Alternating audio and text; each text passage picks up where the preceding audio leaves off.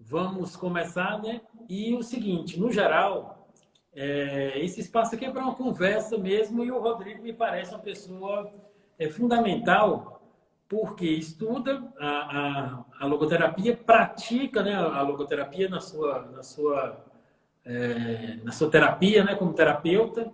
Então, aqui eu acho que dá para ter as duas fontes assim, de informação. Tanto saber o que é esse negócio, como ter algumas pistas, né, do que significa fazer a prática psicoterapêutica, né?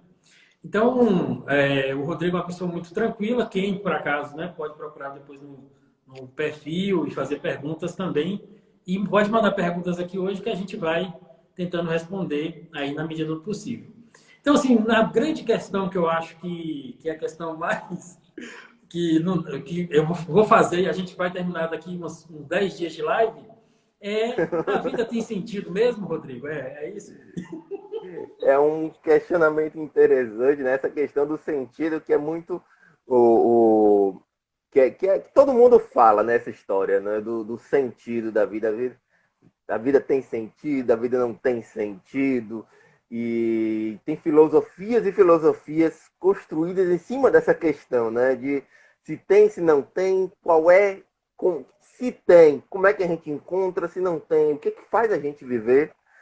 E um ponto essencial que a gente pode dizer isso, que o Frank destaca muito, e não só o Frank, como a gente vê hoje, na própria pesquisa psicológica, quando a gente fala da questão do estímulo, da vontade, que assim, o homem tem vontade, o homem busca, as pessoas, elas buscam sentido de alguma maneira, né? Ou seja, nossos atos, nossas escolhas, nossos determinantes de comportamento são tremendamente estimulados por essa questão. Nós queremos que as coisas façam sentido, né?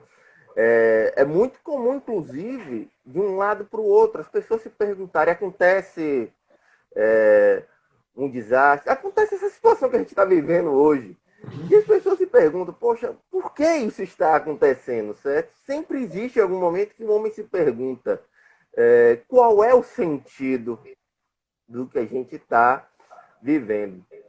E aqui entra uma coisa que o Viktor Frankl fala muito legal, que é assim, um homem não busca uma coisa irreal. Se de alguma maneira ele está buscando algo, essa coisa existe, né? Então, assim, se a gente busca, é claro que de algum sentido vai existir alguma coisa. As coisas têm que fazer sentido em algum grau, elas têm que fazer sentido, tá certo? Então, nossa própria busca, nosso próprio desejo não é nem desejo, né? Nossa própria busca por sentido já denota que de alguma maneira algum sentido há. Algum sentido há. Eu acho muito interessante o que o Franco fala, porque ele fala o seguinte: primeiro, são duas coisas básicas, né? Uma é que não é. Tem gente que acha que a busca do sentido é como se fosse uma coisa assim: eu vou achar um endereço de um lugar e pronto, nunca mais teremos problema com sentido. E o Frankl diz: não é isso, a busca do sentido não é encontrar uma coisa específica, né? Ou única para todos, né? Assim, como se fosse a mesma coisa para todos. E outra coisa que ele diz é assim, que ao fim e ao cabo a gente vai ter só mesmo aquela certeza de qual foi o sentido mesmo, né, da vida no final da vida, quer dizer, quando a gente estiver ali. Mas logicamente que para chegar lá a gente tem que ter sentidos no caminho, senão ninguém vai conseguir ter sentidos nessa vida, né? E do ponto de vista fenomenológico também me parece muito importante, né, que essa coisa até mesmo Aristóteles já coloca isso um pouco, né, que a gente quer saber das coisas, no caso, quer entender as coisas. E a vida é a coisa que a gente tem mais própria, né? Então, entender esse sentido dela, ou pelo menos sentidos que a conduzam, né, a um grande orquestramento, ela vai contemplar, digamos assim, um percurso. E aí é que é curioso, né? Por exemplo, e eu acho que é um problema dos jovens de hoje, uma certa ansiedade misturada com uma certa querer resolver as coisas rápido, né? Então, Isso, e aí o cara vai e consegue dinheiro, se consegue, consegue emprego, se consegue, ou seja, e ele vai vendo que só isso não resolve, né? Ela contempla uma parte, mas nunca uma totalidade do sentido, né? exatamente. E Frank, inclusive, ele vai destacar uma coisa, que você acabou já trazendo um pouco da filosofia, né? O Franco ele vai circular um pouco em cima, assim, alguns conceitos do Kant, alguns conceitos da fenomenologia, alguns conceitos do Aristóteles, e ele vai apontar muito isso, né? Pensar que a gente vai saber é até presunção, né? Até uma híbris nossa, porque qualquer conhecimento que a gente vai ter é limitado no tempo, é limitado no espaço, é limitado nas possibilidades que a gente está. Então a gente nesse momento aqui agora não tem como apontar e dizer vai ser esse, porque eu não sei o que vai acontecer daqui a 10 anos. Né? Então, saber no sentido de poder explicar, criar toda uma explicaçãozinha, criar um endereço, como você disse, que todo mundo pode saber como chegar, é complicado. Não dá, não cabe. Vai muito além do que a gente tem. Né? O que eu acho muito E eu interessante acho que é esse que é um problema. Ô, Rodrigo, uma coisa que eu vejo muito nos stories dos meus alunos eles se reclamam muito que eu acompanho eles pelo Instagram, sei da vida deles toda pelo Instagram. E mais uma coisa que eu vejo com frequência, não só dos meus alunos, como não alunos, né? Mas muito jovem que faz o seguinte esquema, que é colocar aqui negócio das perguntas, né, do history do Instagram Uhum. e dizer assim, faça-me uma pergunta. E geralmente, ou fale alguma coisa, e geralmente acrescentam uma coisa para me tirar do tédio. Uhum. Sempre essa coisa que remete a um tédio. É E o interessante. Franco fala muito do tédio, né? Assim, inclusive, isso tem a Uhum. ver com essa questão do sentido. O que você tem a dizer aí Né? para nós? Coloca uma coisa interessante nisso aí, porque assim, quando a gente tenta se colocar nas coisas, a gente realmente cai nesse tédio. Se a gente fica buscando por nós, assim, simplesmente o que a gente quer, uma hora a gente só cai no tédio.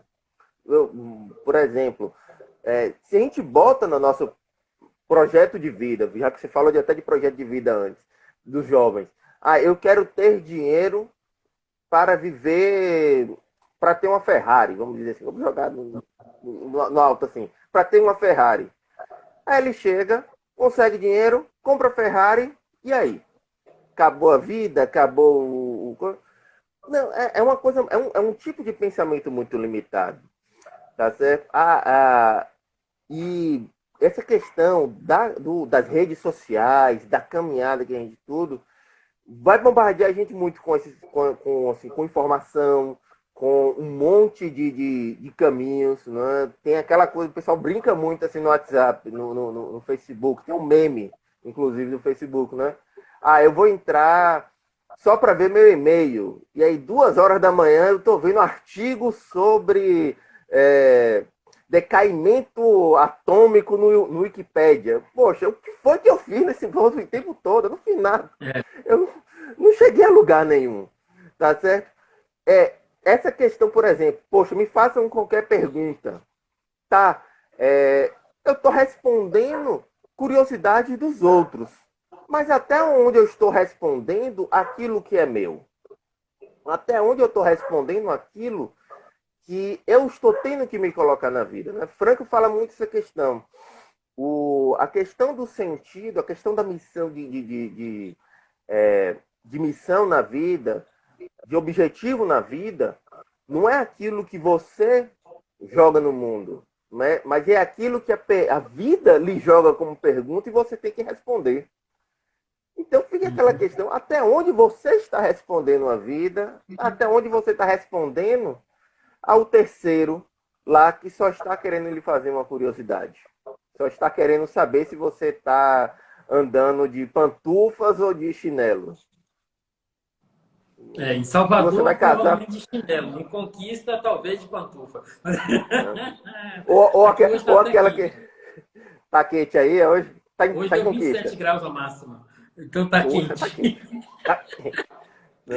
Ou aquela outra pergunta clássica que todo mundo faz, né? Você vai casar ou vai comprar a bicicleta? É, Né? Essa pergunta é outra pergunta importante, principalmente para pessoas que estão namorando, né? Mas entrou uma leitora do Franco aí, que é a Gabriela Coelho, ela avisou que iria ver a live porque gostou muito do Em Busca de Sentido. Mas antes de ir para essas duas coisas que eu acho que são sempre importantes falar quando a gente fala do Franco, né? O Em Busca de Sentido é um livro que vendeu milhares de cópias e tudo, mas e é um livro muito bonito, né? De ler, de tudo. Mas eu queria Muito ver verdadeiro, contigo, diria até. eu É um livro queria muito ver contigo verdadeiro, que assim. é um livro que... Fale. Não, fala, Que é fala um do livro... livro aí. Pronto. E o Busca de Sentido é interessante porque ele é um livro muito verdadeiro. O Franco, ele não escreveu Busca de Sentido pensando como um chamariz, uma porta-voz ou um caminho para ele abrir. Não, ele inclusive queria publicar ele anonimamente.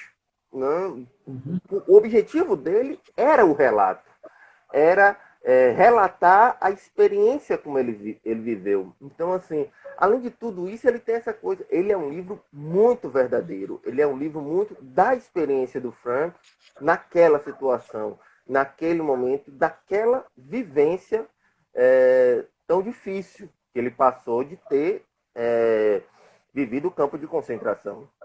Não é? É isso, Diga aí. Rodrigo. Vamos falar do livro aqui, depois eu volto a outro ponto.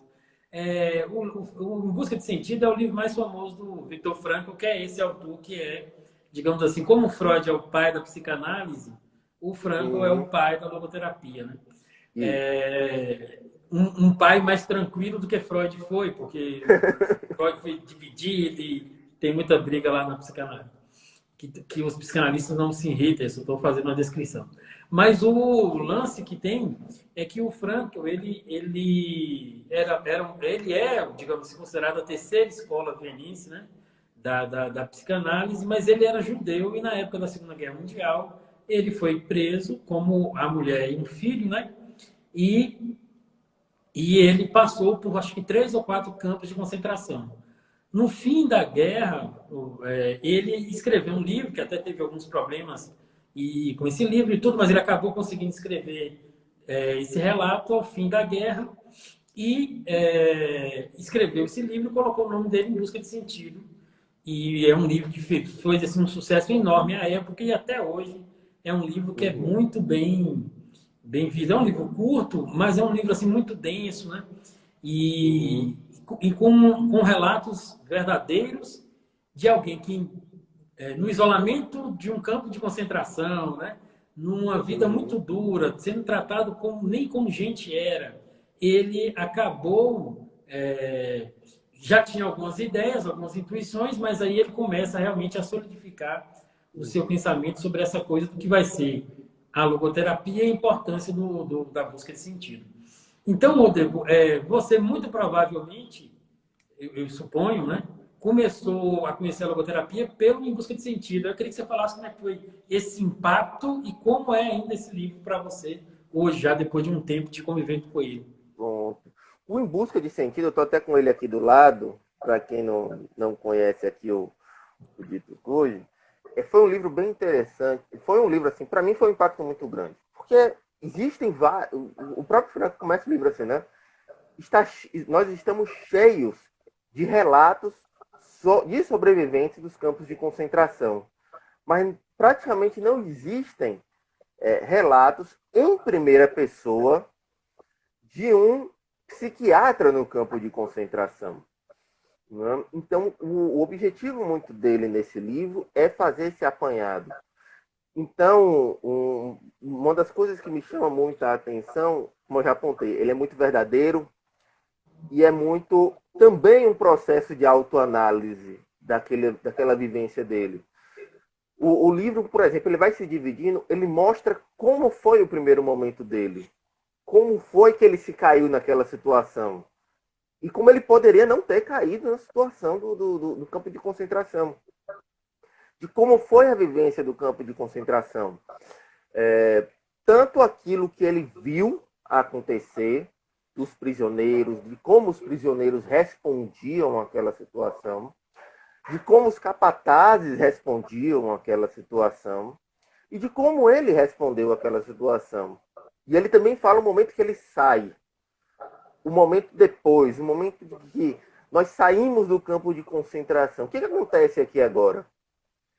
Então, uma coisa muito importante que a gente sempre fala assim, se você quer ter certeza se a pessoa, se o teórico criou uma teoria psicológica realmente em algum grau válida, ele tem que se encaixar na teoria antes de tudo. Né? E eu acho muito importante isso, de como a teoria do Frank, nesse livro, ela não é assim, tecnicista, na verdade ela é bastante humanista, ela é bastante revelando a experiência principalmente humana dele, do como é difícil, de como aquilo representou toda a dificuldade dele. Então, por exemplo, o relato que mais me impacta de todo o livro, inclusive, não é durante o campo de concentração, é um momento antes, em quando ele está falando.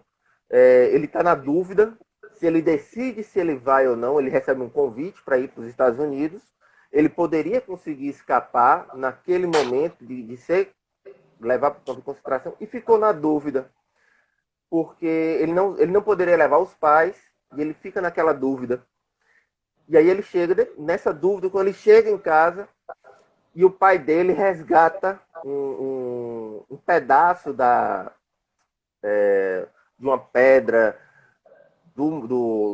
da sinagoga que tinha sido destruída e ela está em cima da mesa. E o pai dele fala, por acaso, assim, eu até sei por esta letra qual é este mandamento, que era uma pedra com os 10 mandamentos. Qual é este mandamento? Porque esta letra só existe em um dos mandamentos, que é honrar pai e mãe. E naquele relato ele joga, ele bota, como assim, a vida joga pra gente e fala, olha, a vida tá me jogando aqui a situação. A minha resposta do que eu tenho que fazer, a minha consciência me coloca nessa situação. E é o momento que ele resolve ficar. Né?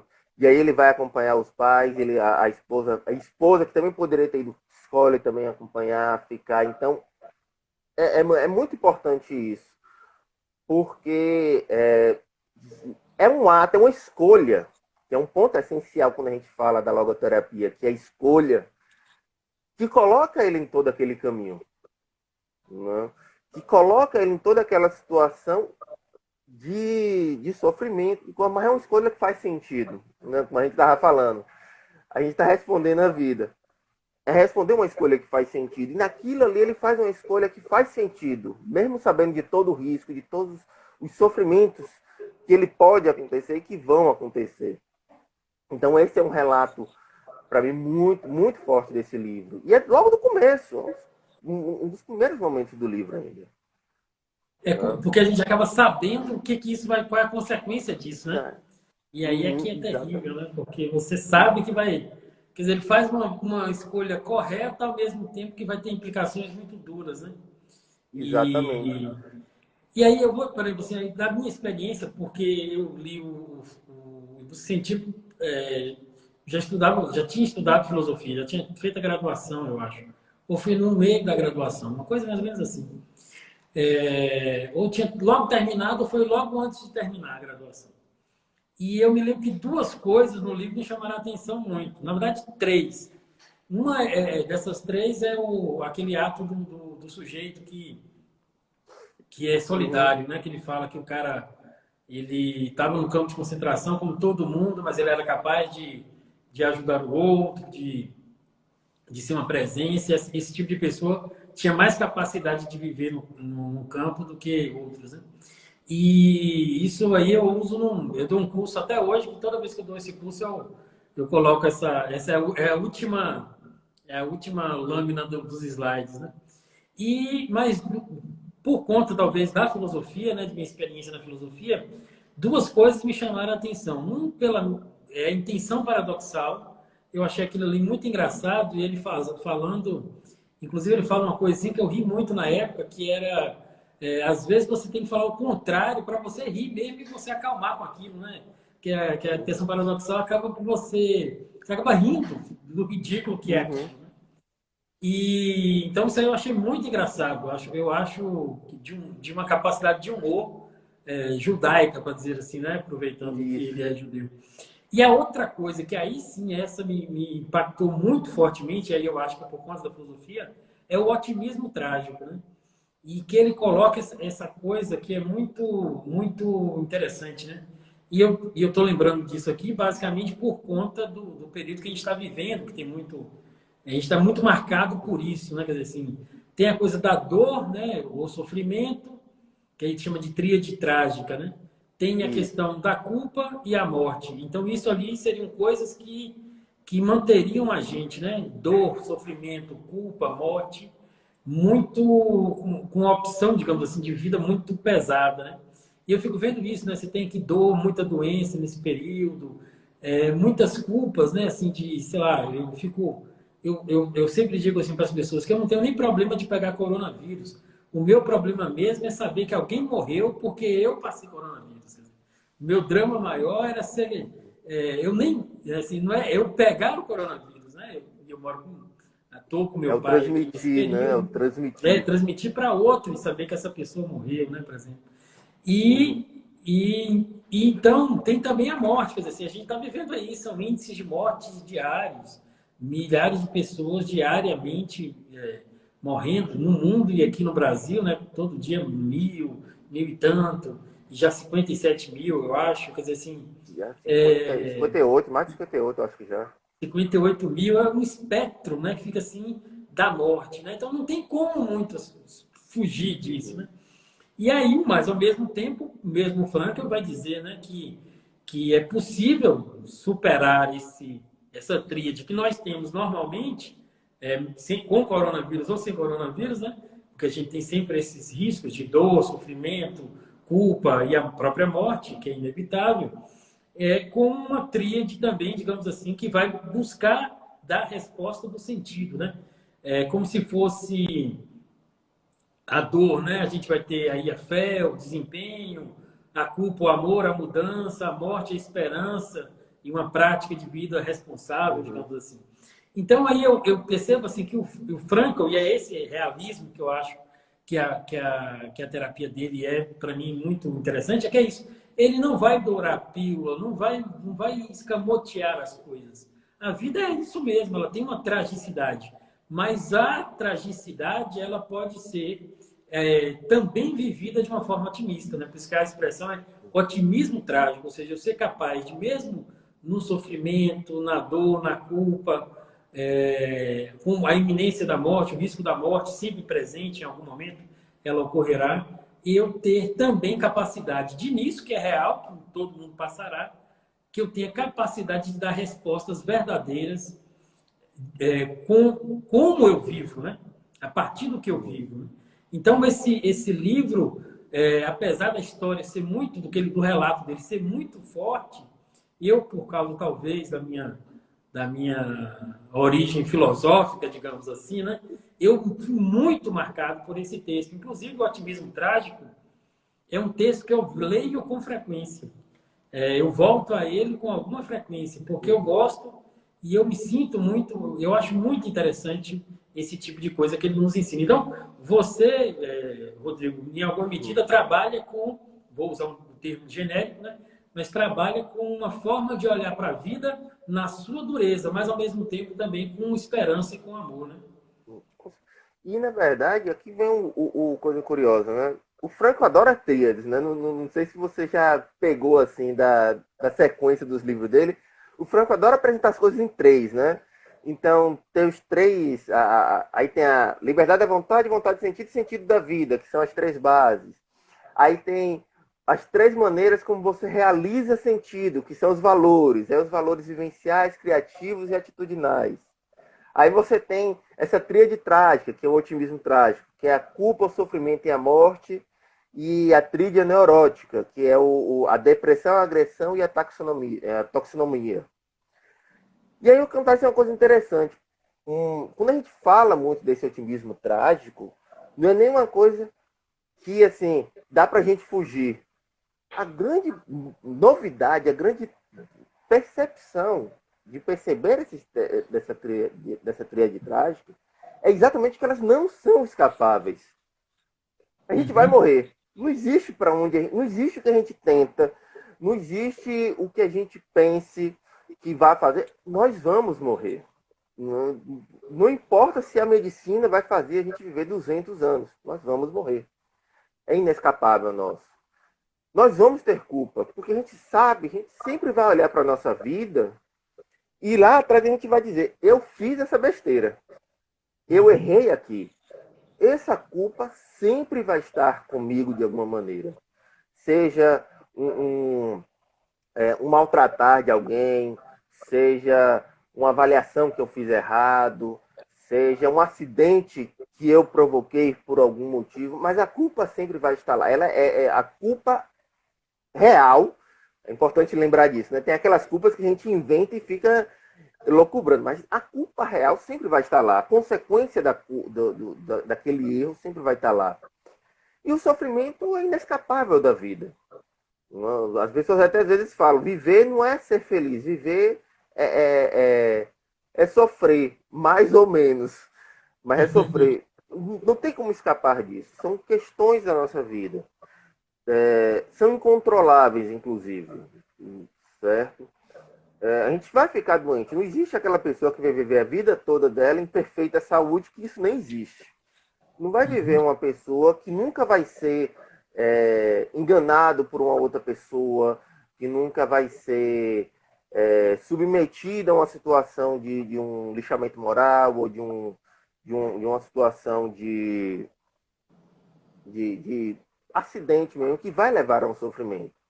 Então são inescapáveis. E exatamente por serem inescapáveis, eles revelam algo mais da vida. Ou seja, porque, voltando mais lá que a gente falou, se o homem está sempre atrás de algo que faz sentido, e isso é inescapável, tá certo? Isso de alguma maneira revela o sentido para a gente. Nos livros do Frank, eu acho muito interessante que assim tem vários relatos que ele coloca de pessoas. Ele era médico, né? Então ele recebia pessoas de todo tipo de situação. Então, pessoas com carcinoma, com, ou situações de vida assim muito idosos, já estão se aproximando de um final de vida e que chegam para ele enfrentando essas situações, enfrentando um sofrimento, não é? Enfrentando a questão de que, por exemplo, olhe, eu voltei hoje que me despedi de meu filho. Uma senhora que chega e fala, né? Vou ter que me despedir de meu filho, como é que pode isso? E às vezes é a hora que ele joga a confrontação. Poxa, a senhora está tendo a possibilidade de se despedir de seu filho. Você preferia que não acontecesse isso, que você fosse morrer sem ele nem ter existido? Sem a senhora ter realizado uma situação como essa? Tá certo? Então, essas questões que se colocam. Eu gosto de falar muito assim, você faz uma escolha errada, é ótimo, porque agora você sabe o que é certo. A culpa revela a culpa revela o, a- o certo que a gente errou, que a gente queria chegar. Né? Antes da gente fazer, a gente faz errado porque a gente não sabia muito o que fazer. Então, para a próxima vez, a gente fazer o correto. E o sofrimento revela aquilo. Se a gente escolhe sofrer, a gente escolhe sofrer por um motivo. É uma situação muito que a gente está agora na pandemia. Algumas pessoas me procuram e falam, eu estou nessa situação assim porque eu não posso sair, eu não posso visitar um amigo, eu não consigo realizar as atividades que eu fazia antigamente. E às vezes a gente tem que olhar e virar. Tá, mas você está escolhendo responsavelmente isso? Você sabe por que motivo você está vivendo esse sofrimento? Você acabou de dizer né? Eu não quero expor ao outro. Meu medo não é nem tanto eu ser o infectado, mas eu ser razão para o próximo ser infectado. Então, assim, são situações que exatamente revelam para a gente todo esse ponto. E o interessante disso, o outro ponto interessante que eu gosto de marcar é que, assim, essa tríade da culpa, do sofrimento e da morte é inescapável. E se você tenta escapar por isso, é quando você erra tudo. É quando você não consegue viver o sentido. Né? É como a questão, o exemplo que ele fala muito da toxicomania, né? O uso de drogas recreativas constantemente. Aquela vivência constante de estar anestesiado, livre de um sofrimento ou de uma preocupação. E, assim, viver aquele momento constantemente é, na verdade, você fugir de qual é o sentido que você pode estar realizando ali e do que aquilo revela. Não é a situação de, por exemplo, olha, eu estou aqui precisando passar por um tratamento muito sério que me provoca muita dor, eu vou tomar uma anestesia para aliviar essa dor, porque essa dor é uma consequência do tratamento. Mas uma situação de que, poxa, eu estou nesse momento agora, eu não posso ter que visitar meus pais que estão vivendo, às vezes, até em outro estado. Meus pais hoje estão no Piauí, inclusive. Eu não estou podendo realizar isso, mas o meu sofrimento tem sentido. Né? Eu não vou me fugir dessa situação. Então, é muito importante pegar esse ponto. Né? O inescapável revela para a gente a verdade, não joga para a gente contra um muro de impossibilidades, na verdade. Eu acho que isso é muito interessante porque talvez grande parte do nosso sofrimento extra, né, porque existe sofrimento normal, é que nós estamos sendo cada vez mais educados, digamos assim, a palavra, né, aí entre aspas, para evitar isso, né, evitar a própria realidade, digamos assim, né. Quer dizer, então a gente fica buscando um jeito de não morrer ou de postergar a vida indefinidamente, né, assim, o máximo possível.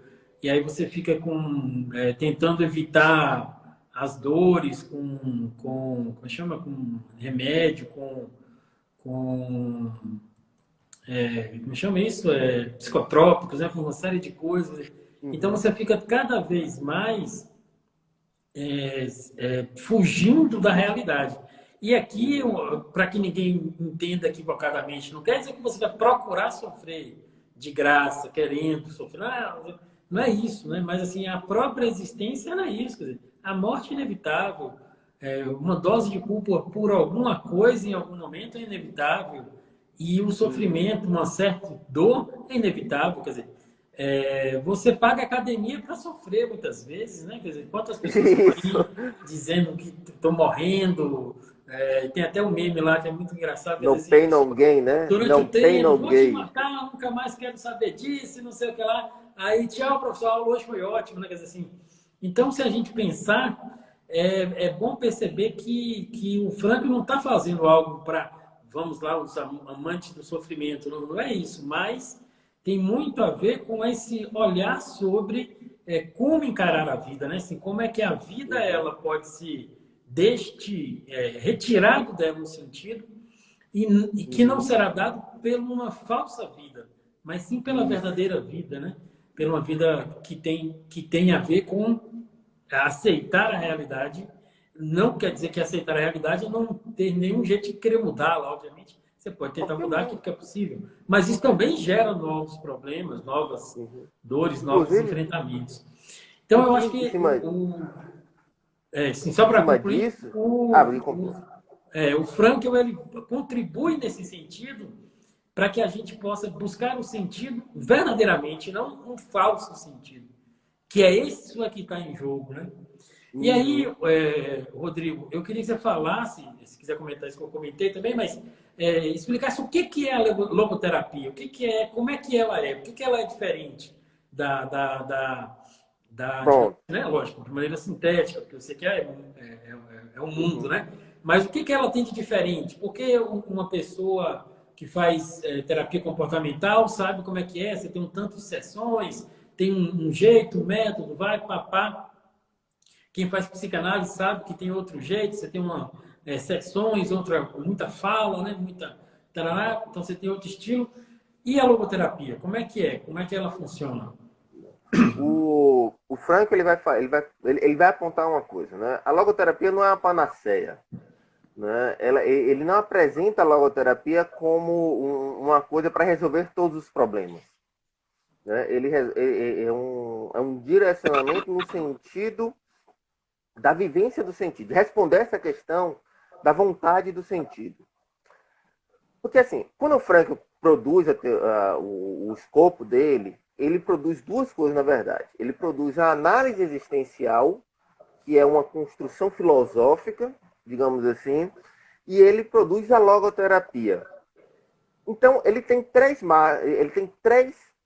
pilares, que é a liberdade da vontade, a vontade de sentido e o sentido da vida. A liberdade da vontade é uma máxima essencial dele, de que assim, existe algo em nós que é livre. Existe algo do ser humano que tem a capacidade de escolher, independente de todos os nossos dítames. Tá certo? Então, assim, nós temos determinantes biológicos, nós temos determinantes psicológicos, determinantes sociais, nós temos uma sequência de coisas que determinam nossos comportamentos, nossos pensamentos, nossas ideias, tá certo? A gente não pode esperar simplesmente que um oriental vai se comportar igual um ocidental, que a pessoa no Japão vai ter o mesmo comportamento da pessoa no Brasil, tá certo? Todo o escopo vai criar para que termos um comportamento diferente. Mas ainda assim, no meio disso tudo, nós temos alguma escolha. De outro lado, nós temos esse sentido da vida. Ou seja, a vida tem sentido. A gente olha para a vida, busca um sentido, e esse sentido ele existe, porque a gente está buscando. Então, essas são meio que duas máximas, né? Dois axiomas dele. E junto com isso, ele entra essa questão da vontade de sentido. E a vontade de sentido, na verdade, é exatamente o ponto de pesquisa da logoterapia. É aquele ponto que a logoterapia age. Aqui começa a logoterapia. Até antes, nós estamos fazendo análise existencial. A partir daqui, estamos fazendo a logoterapia. Então, a logoterapia é um pouco isso. É pegar esta vontade de sentido que a pessoa tem, porque, obviamente, ela tem uma vontade livre, existe um sentido na vida que de alguma maneira se busca. E a vontade de sentido é, então, o que a gente precisa revelar para a pessoa. Quando a pessoa chega, muitas vezes, no espaço clínico, ela está enfrentando um problema de ordem psicológica. Uma ansiedade, uma depressão, um TOC, né? Um transtorno obsessivo compulsivo, que, obviamente, a gente tem que pensar um tratamento para ele. Mas ele muitas vezes vai estar, e junto com isso ele também está chegando essa perda de sentido da vida. Ele não consegue visualizar como ele pode ter esse sentido. Como é que a vida faz sentido no meio disso? No meio de todas essas dificuldades que ele vive. Então a logoterapia ela vai atuar um pouco nesse sentido. Tá certo? A gente vai afinar, às vezes o pessoal fala, mas a gente vai colaborar para que essa própria vontade de sentido da pessoa comece a revelar para ela quais são os sentidos que ela está vivendo. Né? Aqui a gente começa a entrar em alguns detalhes um pouco mais específicos.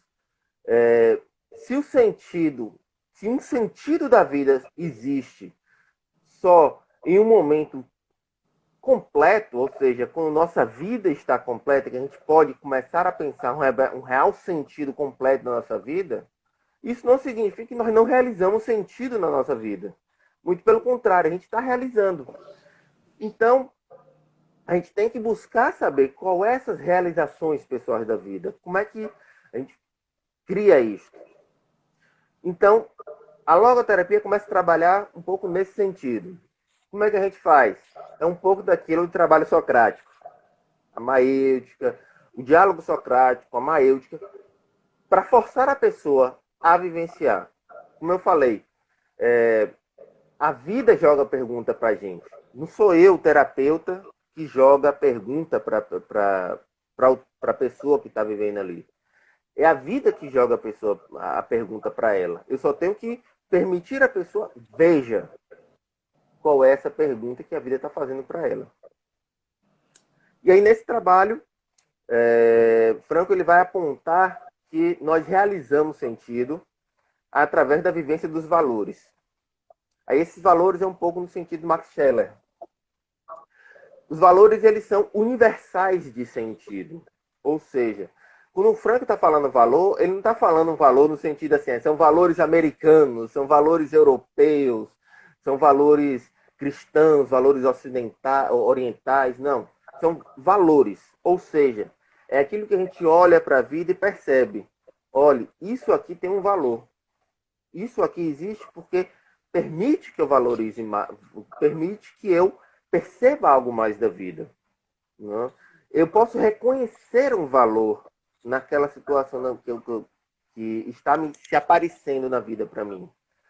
Então, para Franco, a gente realiza sentido vivendo valores. E às vezes é outra parte do processo logoterapêutico.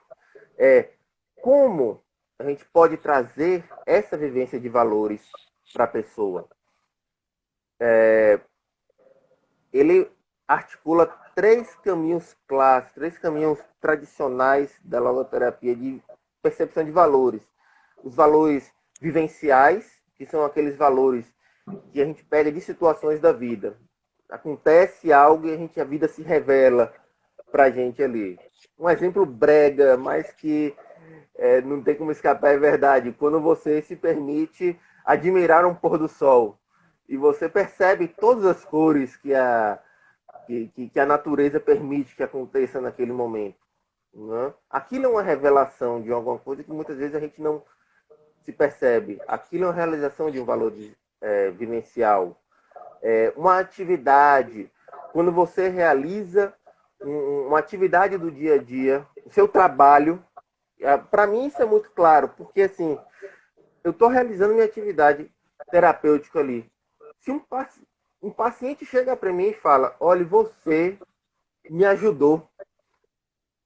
Poxa, eu percebi que, de alguma maneira, eu pude reconhecer o valor daquela pessoa e aquela pessoa pôde fazer esse valor para mim.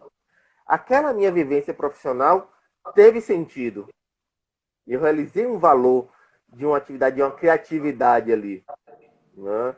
Ou o exemplo mais tradicional que o pessoal fala, o escultor.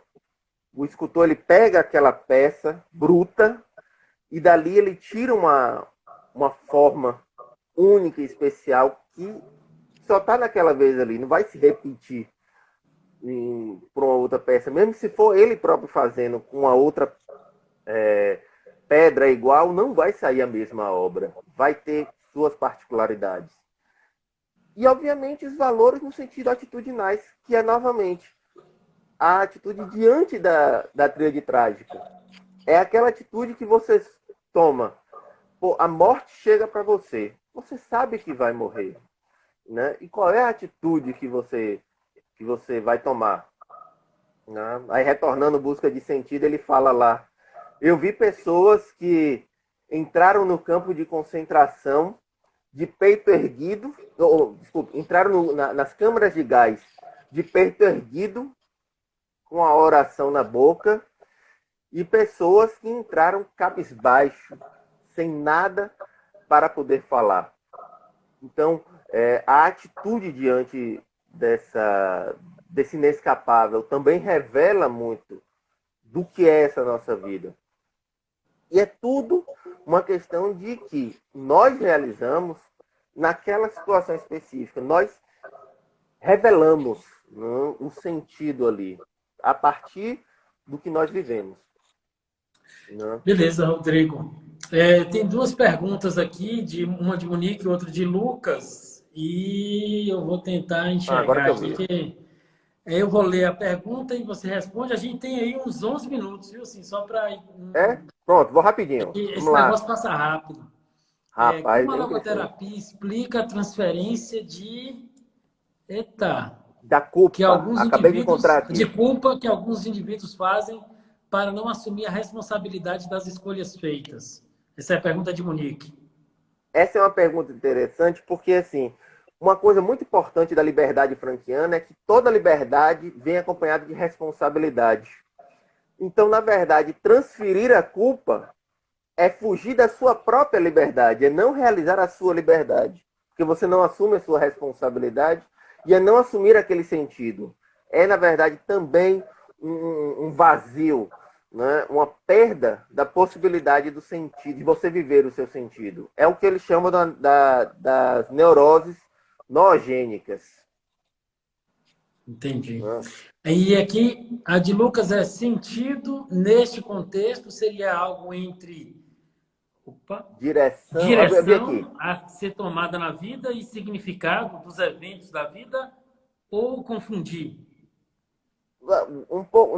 Na verdade, nem uma coisa nem outra. Sentido é uma realização. Né? Direção é a que a gente assume.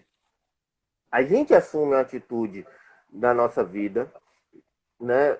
É nossa escolha, e é toda quando a gente escolhe, ela vem como responsabilidade, e o significado é o que o sentido revela. Ou seja, quando eu faço uma escolha que me leva a um sofrimento, mas essa escolha faz sentido, aquilo revela o motivo, por que faz sentido aquela escolha. Aquilo revela qual é o significado maior que existe naquela escolha. Então, é um ponto essencial, inescapável, né, de que é um revelar. A verdade é essa. O sentido na vida é um revelar. É o que a gente revela. Não é o que a gente faz da nossa vida, mas é, na verdade, o que a gente revela da nossa vida. E de quem a gente é. É isso. E lembrando que não é algo dado no sentido de definitivo, de que o que eu É do considero momento. sentido hoje será sempre o sentido, né? É, integral da minha vida e tudo. Perceber que isso é um processo. E é esta um pouco a dificuldade que nós temos hoje. Nós queremos soluções, nós não queremos processos, né? E não tem jeito, a vida é um processo, né? Quer dizer, então, todo mundo quer viver muito tempo e quer resolver tudo rápido. Quer dizer, é uma contradição que você A gente fica, não tem como, fica né, dar nessa conta das coisa. duas coisas. Você ia falar? Travou aí? Travamos todos ou só travou o Rodrigo? Agora que eu. Bom, vou ver se o Rodrigo volta do travamento dele aí. Eu estou vendo que Rose entrou ali. É... E aí, Lucas, você está rindo? Travou só eu ou travou o Rodrigo aí também? Me diga aí se alguém estiver ouvindo, só para eu saber como é que está acontecendo. Opa, voltou, voltou. Pronto. Beleza. Ô, Rodrigo, eu queria fazer, antes de falar, mostrar uns livros aqui do Frankl sobre logoterapia, e que você também vai Falar. mostrar uns aí. Eu não achei todos os livros que eu tenho aqui do Frankl. Eu também não estou com todos os meus livros aqui, não. Minha biblioteca está uma confusão medonha. Mas antes, assim, porque às vezes você está ali no finalzinho, o Instagram vem. Eu queria falar o seguinte. Obrigado, gente, por confirmar que voltou. No caso, Rodrigo, a logoterapia ela está funcionando também de modo remoto. No caso, nesse período de pandemia, ela é possível ser feita de modo remoto e tudo. E no caso, você atende, como é que é isso aí? Então, eu estou seguindo com meus atendimentos aos trancos e barrancos, né? Porque toda mudança faz com que a gente tenha que se adaptar, se encontrar alternativas. Eu estou fazendo os atendimentos online, sim, tá certo? Em algum momento devo voltar também meus atendimentos presenciais, mas vou continuar com os online, provavelmente. E assim, é possível? Claro que é. Acho que como todo atendimento psicológico, é possível, sim, fazer online. Mas tem toda a sua especificidade. Tem toda a sua necessidades particulares, que são diferentes de fazer na clínica.